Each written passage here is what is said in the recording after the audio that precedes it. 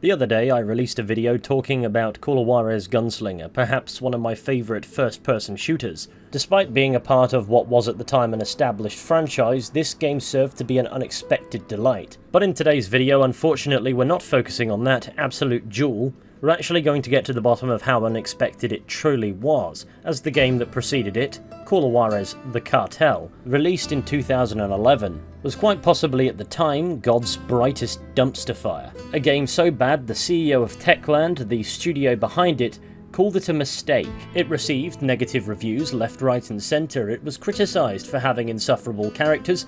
It was pretty ugly, I can attest to that, and it bumbled and bulldozed its way through sensitive issues without the slightest inkling of tact. All the while, the game had forsaken the Western genre of the previous two entries, and for the most part replaced that with not a lot notable. By all accounts, it seems this is one of those games that has always been regarded as a bit of a mess. But how much of a mess was it? How bad could it possibly be? Well, I decided to fire it up for the first time since about 2012 when I'd picked it up pre-owned from Game, and find out how I've fared with it. And now I've developed some illusion of critical thought. Even if my previous Call of Juarez video did not perform exceptionally, I've never been one to let the evidence stand in the way of a bad idea. So, let's do this.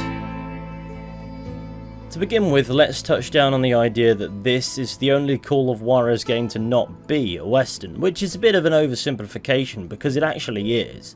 Sort of. Vaguely.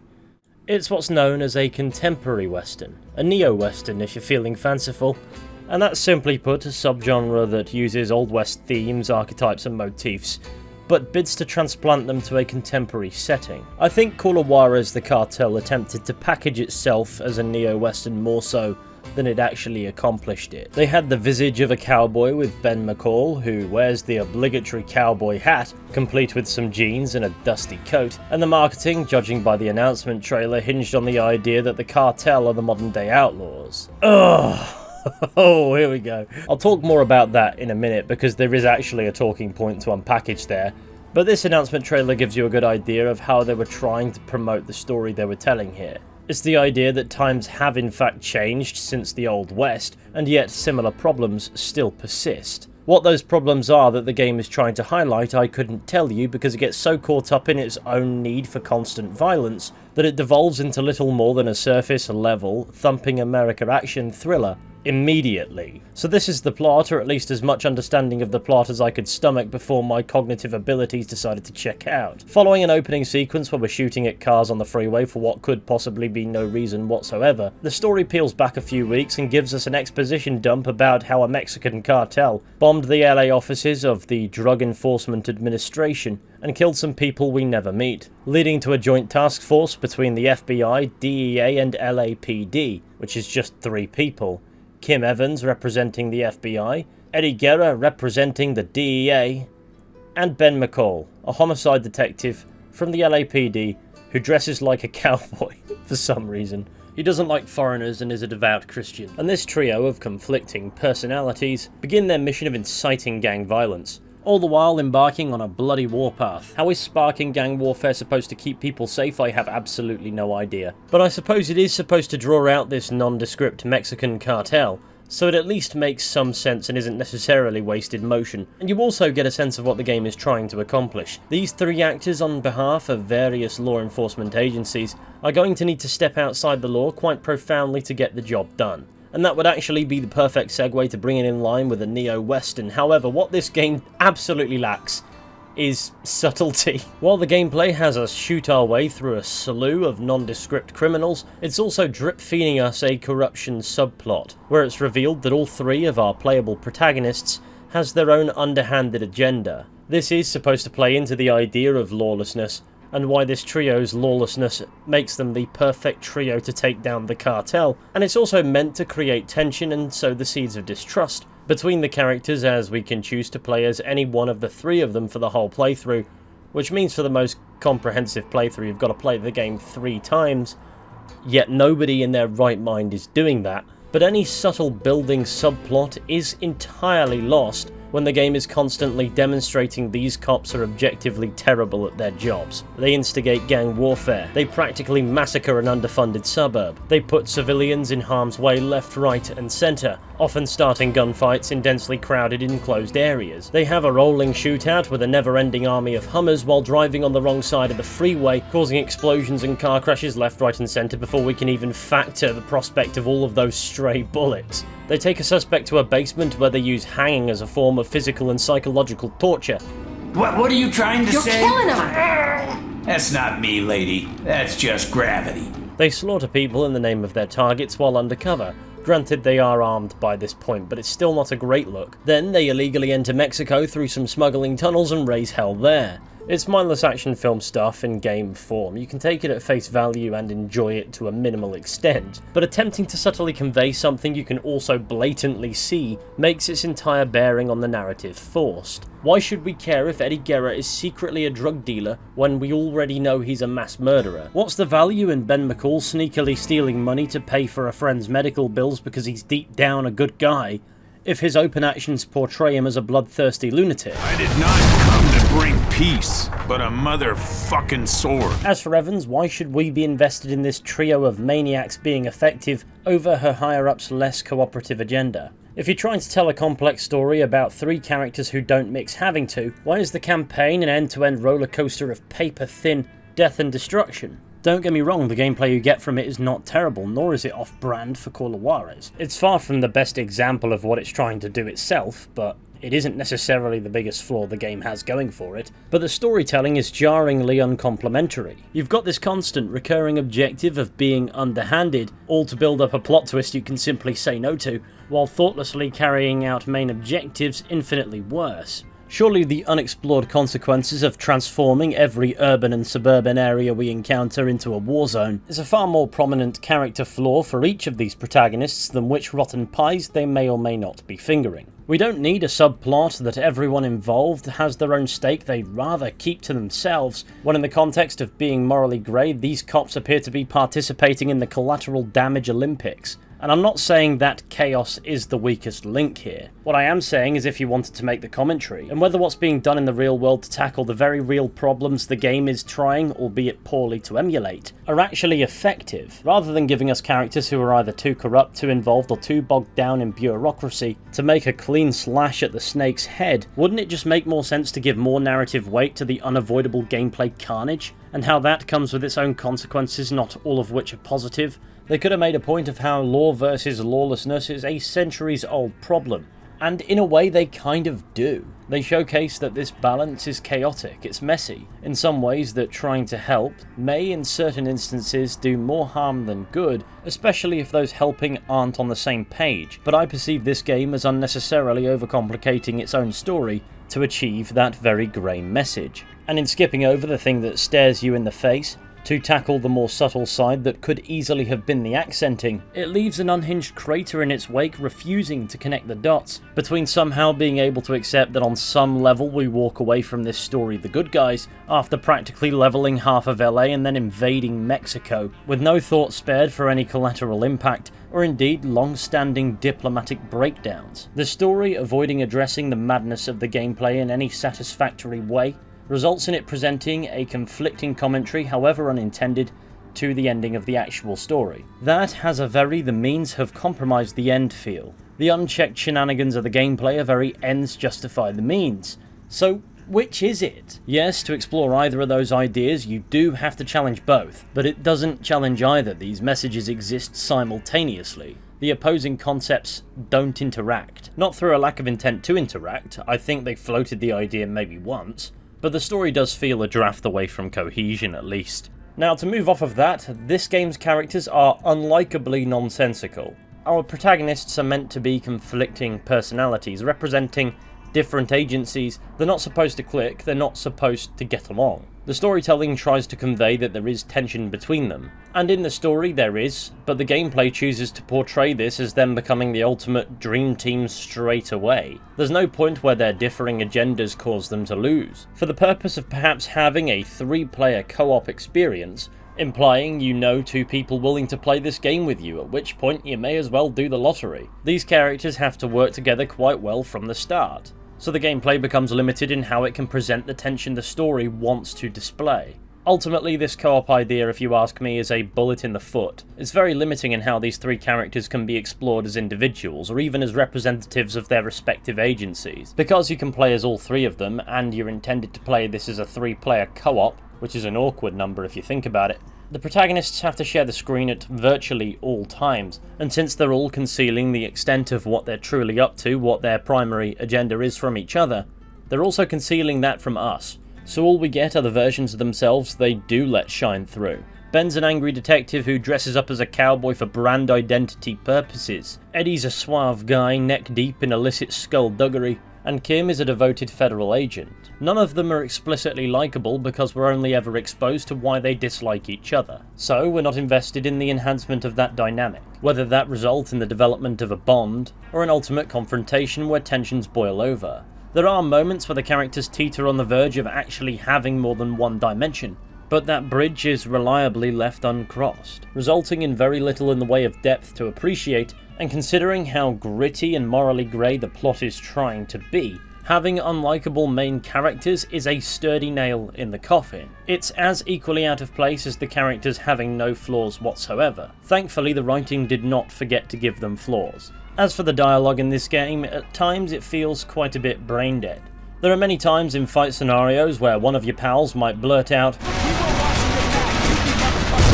"Sorry, is that not the idea in the first place?" The game is prone to blurting out dialogue for the sake of filling silence that doesn't necessarily make the most sense.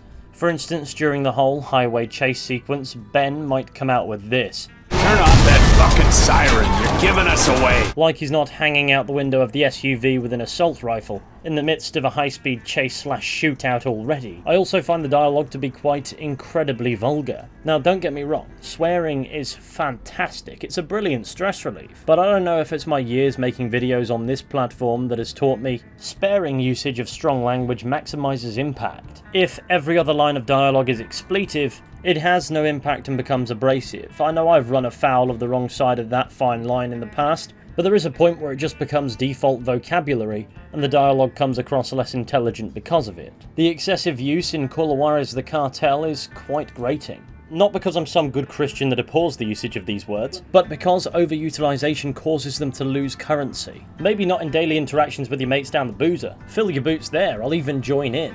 But storytelling especially needs to be more purposeful. If intense profanity is part of that, so be it. But when the dialogue is so diluted with it they become filler words, that's when I think there needs to be an evaluation of the deployment of this verbal tool. And considering this game's propensity to fill the void with nonsensical sayings, an equilibrium goes wanting here. If the overall dialogue wasn't steeped in bollocks, I'm sure I'd be more forgiving with it. But because what's being spouted isn't intended to necessarily possess meaning, the usage comes across incredibly juvenile. But that's enough preaching about mystical bad words we invented, because another thing that really tickled me are the subtitles. They often fail to match the dialogue that's actually being spoken, they are steeped in grammatical errors, and I did find that amusing as a palate cleanser point, but it's certainly an example among many of what the Techland CEO was on about when he said the game released in an unfinished state, and that was not an ideal way to drop considering the game was controversial even before its launch, with calls hailing from Mexico to outright ban the game out of fears it might instill a lack of values in children, which is frankly an accomplishment for a game with an objective to find Jesus. The question of course was what was that about, because Call of Juarez the Cartel wasn't out when this controversy first arose. Well, firstly, the game is called Call of Juarez the Cartel. The Juarez Cartel is of course a very real thing, was and is a huge issue. That unfortunate naming surely raised some eyebrows. Then of course it doesn't help the game's announcement trailer refers to the cartel as the present day outlaws. I mean, in a neutral context, by definition it's not wrong, it's kind of stating the obvious if anything, but it's not being neutral, it's leaning into the series' Western heavily romanticized pedigree for marketing leverage. You can't blame whom it may concern in Mexico for worrying you're about to give a drug cartel some free PR. Was that the Polish developer Techland's intent? Of course not, and I wouldn't even argue the game does that. But the game releasing in an unfinished, incoherent state fell into a margin for mistakes that it simply couldn't afford. So controversy wasn't quelled when the game launched, it just appears to have transformed. Most reviews I could find from the time critiqued it for being an first-person shooter, if you know what I mean. And that's valid. The gameplay is a bit generic, the environment reutilization is a bit horrific, and the overall aesthetic finish of the game is a bit of an eyesore, hardly a winning composition for being memorable. But other critiques highlighted its unintelligent handling of its chosen subject matter, because it was bringing to prominence a very real contemporary issue, but it doesn't competently explore it. It leans heavily into stereotyping of Americans, of Mexicans, of impoverished underclasses and law enforcement alike, and that's not something that's going to dig deep, is it? Furthermore, it was pointed out research into how these issues actually function went amiss in favour of how somebody from an external perspective might think it does. At that point, it isn't insight anymore. The game may not promise insight at any point, but people are passively influenced by their consumption, especially with regards to media that tackles subjects they may not have first-hand experience of. Yes, I think 90 to 99% of people will go, it's just a game, a thoughtless shooter at that, only an idiot will allow it to influence their worldview. But stupidity exists, and eventually we'll have to deal with the consequences of that sooner or later. Art has the strange privilege to influence even those who don't appreciate it, so those criticisms ultimately were valid. Thankfully for the game though, I think there was a saving grace that softened its landing, and that's the fact that you just cannot take it seriously, no matter how hard it tries to take itself seriously. Because overall it's a ridiculous mess, maybe we should just be grateful whatever message it might have tried to have didn't land. So to summarise, overall, the story is nonsensical. Now let's move on and talk about something gameplay related. After all, this is a game. If you've ever played a first-person shooter of any kind, it's safe to say you're not missing anything in Call of Juarez the Cartel. That doesn't make the shooter element automatically bad, but it does mean it's nothing special. The guns handle how you'd expect. You're constantly thrown into massive battles with dozens of enemies, and that kind of summarises it. Does it have depth? Sure, there's a concentration mode that is infinitely less useful in the Cartel versus Gunslinger. It doesn't last anywhere near as long, you have to wait for your concentration meter to be fully charged, and you have to put up with whichever character you've chosen to play as, constantly whipping out the most pathetic fight banter I've ever heard. And I saw a pale horse, and he who sits upon it, and his name is Death.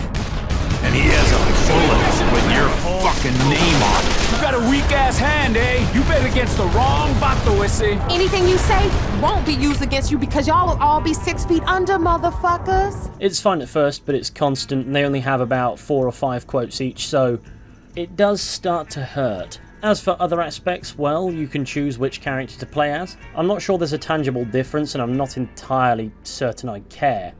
I mean, there are differences, before you mistake what I'm saying for saying there aren't, but they're not exactly useful. Eddie, for instance, can dual-wield SMGs. Good luck hitting anything. Then there's the whole breach system, which taps into the concentration, slowing down time thing where you kick in some doors and shoot people really quickly.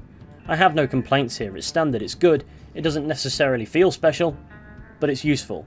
It only occurs at ordained points, and that's okay, but it's not something that serves to enrich the vast majority of the shooting. And the same can be said for the cover-to-cover segments, where your allies will draw fire so you can get a vantage point that in select scenarios provides the illusion of a tactic. Another thing are the knockdowns. These are really annoying as you're knocked down, and then you really can't do anything until your character decides to get back up.